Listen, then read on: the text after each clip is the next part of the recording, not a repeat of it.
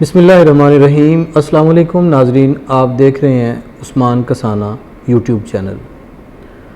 यकीनन आप लोग पाकिस्तान में होने वाली बहुत सारी सियासी और मुआशरती तब्दीलियों से सोशल मीडिया के ज़रिए आगाह होते रहते हैं। गुज़िश्ता कुछ दिनों से, बल्कि अगर कहा जाए महीनों से, पाकिस्तान में एक मासूम बच्ची के हवाले से केस बहुत ज़्यादा वायरल हुआ। मैंने यहाँ पर मासूम का लफ्ज़ बोला है, इस पर बहुत ज़्यादा कमेंट आएगा, मैं जानता हूँ, लेकिन क्योंकि वो बेटी है तो बेटियों के बारे में यही लफ्ज़ बोले जाते हैं। कराची से ताल्लुक़ रखने वाली एक बेटी दुआ ज़हरा, उसके हवाले से सोशल मीडिया पे बहुत मालूमात भरी पड़ी हैं। वो अपनी मर्ज़ी से एक लड़के के साथ अपने वालिदैन के घर से निकल कर उसके घर चली गई या एक मकाम पे चली गई जहाँ पे उसने उससे शादी की। ये सारे केस की डिटेल आप सब लोग जानते हैं। मैं इसका एक पहलू आपके सामने लाना चाहता हूँ जो इसका सोशल पहलू है, और इसके हवाले से ज़िम्मेदार का तयन किया जाना चाहिए।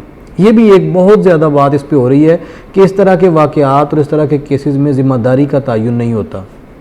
मामला ये है कि ये बेटी अपने एक फ्रेंड के साथ, एक दोस्त के साथ, एक लड़के के साथ अपने माँ बाप को छोड़ के चली गई। अब उसके माँ बाप उसको हर कीमत पर वापस लाना चाहते हैं। उसके लिए उन्होंने पुलिस और अदालत को भी इस्तेमाल किया, अदालत का दरवाज़ा खटखटाया, इंसाफ के लिए वो दर बदर हुए। हमारे इदारे जैसे कानून की रस्सी से बंधे हुए होते हैं और उनके हाथ बंधे होते हैं, इस तरह का मामला इस केस में नज़र आया है। बहुत मुख्तसर में अगर बात करूं तो इसका जो कंक्लूजन है, अब जो इसकी मौजूदा सूरत हाल है इस केस की, वो ये है कि दुआ ज़हरा की उम्र के तयन के हवाले से हमारे मुल्क की आला अदलिया ऑन बोर्ड थी। अदालतों में ये केस ज़ेर गौर था कि ये बच्ची जो अपनी मर्ज़ी से अपने एक आशना के साथ या शोहर के साथ, जो बाद में शोहर बन गया, माँ बाप को छोड़कर चली गई है और माँ बाप की जो मर्ज़ी है उसके ख़िलाफ़ गई है, वो उसको वापस लाना चाहते हैं। तो इसमें अब एक रुकावट है, क्या बच्ची अपनी मर्ज़ी करने का इख्तियार रखती है या नहीं रखती।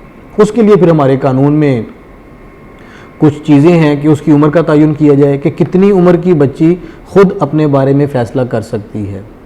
अब जब उस बच्ची के उम्र की तयन के हवाले से केस अदालतों में गया, पहले सिंध हाई कोर्ट ने उस पर समाअत की, फिर सुप्रीम कोर्ट में इस पर बात हुई, और फिर एक मेडिकल बोर्ड ने उसकी उम्र का तयन कर दिया कि वो 17 साल की बच्ची है। और यहाँ मैं ये भी बता दूं कि जो उसका निकाह नामा है, उसके निकाह नामे में अप्रैल में ये निकाह हुआ है और निकाह नामे में उसकी उम्र 18 साल लिखी गई है। ज़ाहिर है ये जो वकला होते हैं उनके अपने एक अंदाज़ और तौर तरीके होते हैं। किसी भी किस्म की रुकावट से बचने के लिए उन्होंने उसकी उम्र 18 साल निकाह नामे पर लिख ली। नादरा के रिकॉर्ड और वालिदैन के मुताबिक उसकी उम्र कुछ और है जो वो बता रहे हैं, लेकिन जो सुप्रीम कोर्ट ने और हमारी आला अदलिया ने मेडिकल बोर्ड के नतीजे में जो रिपोर्ट हासिल की, जो रिपोर्ट उनको जमा करवाई गई थी, उसमें उसकी उम्र को 17 साल कहा गया था, जिस पर ज़हरा के दुआ के वालिदैन जो थे उन्होंने मज़ीद उस पर रिव्यू पिटीशन दायर की और कहा कि नहीं जी, हमारी बच्ची की उम्र के तयन के लिए दोबारा से मेडिकल बोर्ड तश्कील दिया जाए। जो नया मेडिकल बोर्ड बना उसमें 10 डॉक्टर्स शामिल थे या 11 डॉक्टर्स शामिल थे।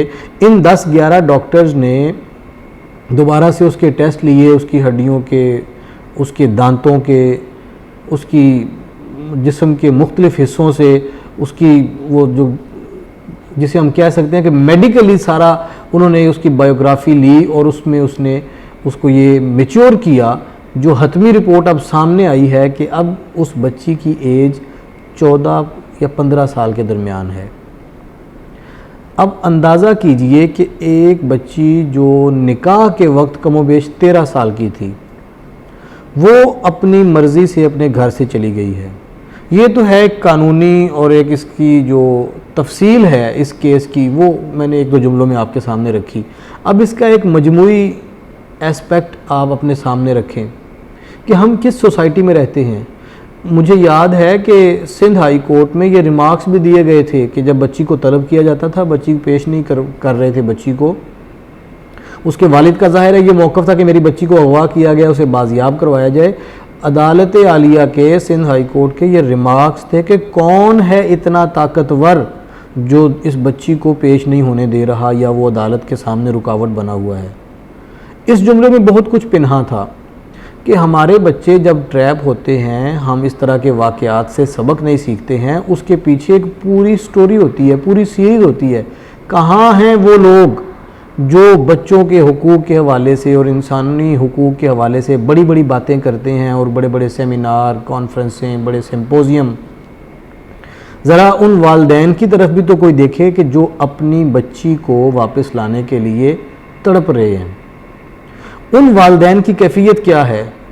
वो कानूनी जदोजहद में लगे हुए हैं अपनी ही बच्ची को वापस अपने घर लाने के लिए, और वो बच्ची किसी कीमत पर अपने घर जाने को तैयार नहीं है, अपने वालदैन से नफ़रत का इजहार कर रही है।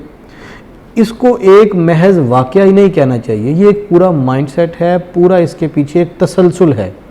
कितनी ज़्यादा अदम तवज्जुही होगी, कितनी ज़्यादा बेनियाज़ी बरती गई होगी अपनी बच्ची के साथ, और उसे शुतर बेमुहार की तरह छोड़ दिया गया होगा। वालिदैन आज जो तड़प रहे हैं, मैं यहाँ ये बात बड़ी कैटेगोरिकल कहना चाहता हूँ कि ज़िम्मेदारों का तयन कानूनी तौर पे होता रहेगा। उस बच्ची के वालिद अब कह रहे हैं कि वो जो बच्चा है, लड़का जिसका नाम ज़हीर है, उसने मेरी बेटी को अगवा किया है, और अगर उसने कोई उसके साथ कोई जिनसी ताल्लुक़ कायम किया है तो उस पर अब हम उसके मुताबिक कानूनी कार्रवाई करेंगे, ज़्यादती का मुकदमा दर्ज करवाएंगे, क्योंकि उसकी एज जो साबित हुई है वो कानूनी तौर पे निकाह नहीं रजिस्टर्ड हो सकता।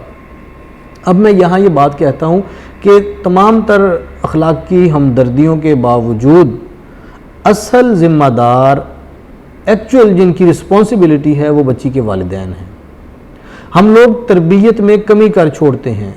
हमारी तरफ से, पेरेंट्स की तरफ से जब कमी रहती है, ये उसके नताइज होते हैं। इस बच्ची का इस तरह से पूरी दुनिया में मौजू बना रहना, पाकिस्तान में, मैं आपको बताऊं, हैरानगी की बात यह है कि काफ़ी तवील अरसा ये टॉप ट्रेंड के तौर पे चलता रहा। पाकिस्तान में एक ऐसा ट्रेंड रहा, सोशल मीडिया पे ये वायरल रही इसकी वीडियोस, यूट्यूब पर, फेसबुक पर, इंस्टाग्राम पे, और ख़ास तौर पे जो मजमून लिखे गए इस बच्ची के हवाले से, फॉर और अगेंस्ट दोनों तरफ बहुत कुछ है इसमें, बहुत से लोगों की इसमें इनपुट है। पाकिस्तान की, हमारी सोसाइटी की बड़ी सुबकी भी हुई, और कुछ लोग इसमें टार्जन बनने की भी कोशिश करते रहे, लेकिन बहरहाल हमें ज़िम्मेदारों के तयन की तरफ जाना है। एक तो ज़िम्मेदार वो हैं जिनका अदालत तयन कर रही है, दूसरे ज़िम्मेदार जिनका हमने ख़ुद तयन करना है कि वो वालिदैन जो हैं, उन वालिदैन ने अपनी कोताही की वजह से आज ये दिन देखा है। बच्चे वर्गलाए जाते हैं, बच्चे ट्रैप हो जाते हैं, और ये सारी कार्रवाई बता रही है कि वो कच्चा जहन था जिसे ट्रैप किया गया। मैं इसकी तमाम तफसीलात आपसे ज़ाहिर है एक वीडियो में शेयर नहीं कर सकता कि किस तरह से पुलिस ने उस लड़के का टेलीफोन, उसकी फैमिली के एड्रेस से सारे ट्रेस किए, लाहौर और फिर ओकाड़ा, इन मज़ाफ़ाती इलाकों में कैसे कैसे छापे मारे गए, कौन कौन इसमें इन्वॉल्व था, एक पूरी कहानी है। एक बच्ची जो कराची में रहती है, मुझे बताएं कि ओकाड़ा जैसे एक इलाके में उसकी क्या वाकफियत हो सकती है। इस केस को लेकर पर्टिकुलरली मैं बात कर रहा हूँ, तो बहुत सारी चीज़ें सामने आती हैं। मेरी दानिश में असल ज़िम्मेदार वालिदैन हैं, तमाम तर हमदर्दी के बावजूद, तमाम तर अखलाकी हमदर्दी उनके साथ है, और इसमें इंसानी हुकूक के चैम्पियंस और बच्चों के हुकूक के चैम्पियंस और चाइल्ड मैरिज के हवाले से जो बात कही, और ख़ास तौर पे अर्ली मैरिज, ये सारे मौज़ूआत मुझे समझ आते हैं। लेकिन मैं ये बात अपनी सोसाइटी के लिए ख़ास तौर पे करना चाहता हूँ कि वालिदैन अगर अपनी ज़िम्मेदारी दयानतदारी के साथ पूरी करें, सबसे अहम ज़रूरत है बच्चों की तवज्जो जो उनको दी जानी चाहिए। बच्चों पर ख़र्च भी किया जाता है, बच्चों को आसाइशें भी दी जाती हैं, उनकी तालीम का बंदोबस्त भी किया जाता है, दीगर सहूलतें भी दी जाती हैं। बच्चों को तवज्जो दी जानी चाहिए। बच्चों को तवज्जो मिलेगी तो उनकी ज़हनी जो साख्त है वो ऑटोमेटिकली बदलती रहेगी। बहुत शुक्रिया।